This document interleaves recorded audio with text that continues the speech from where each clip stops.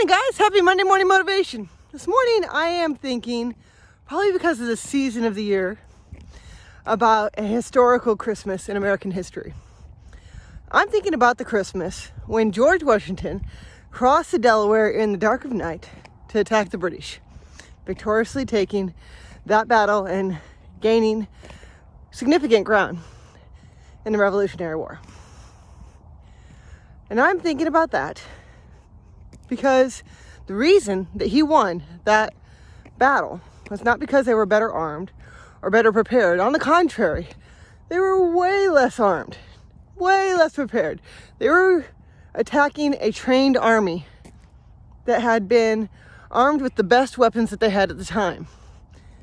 While they were freezing in tattered old clothes, starving, and barely had enough ammo to load their often homemade guns. But they won because they had the element of surprise. The enemy was at rest. The enemy was not wearing battle clothes or armor, and the enemy was not prepared for battle. So by the time they realized that they'd been attacked, they were defeated. Now I'm thinking about that today because I believe right now we too are under attack.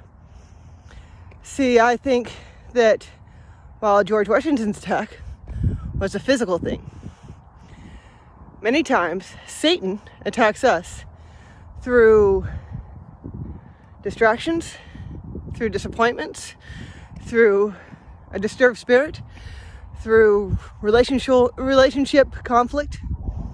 Sometimes he does attack physically. Sometimes there's sickness. Sometimes there are accidents. Sometimes there are things that happen that physically hurt because of an attack of the enemy. But I'm telling you, unlike the British Army, you are well aware that we are at war. You are well aware that the enemy is looking for an opportunity to find you asleep, out of your armor and unprepared. So, the easiest way to avoid losing that battle is keep your armor on. Today, take a time to put on that helmet of salvation, which covers your eyes and your mouth and your ears with the truth, with the foundational, overwhelming love of God and the fact that He has redeemed you and called you His own.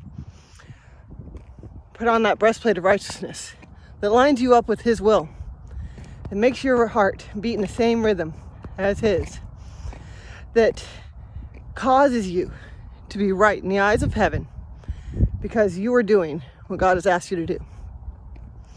Put on those shoes shod with the gospel of peace, the irrefutable truth of the Word of God. Pick up your shield of faith and your sword of the Spirit.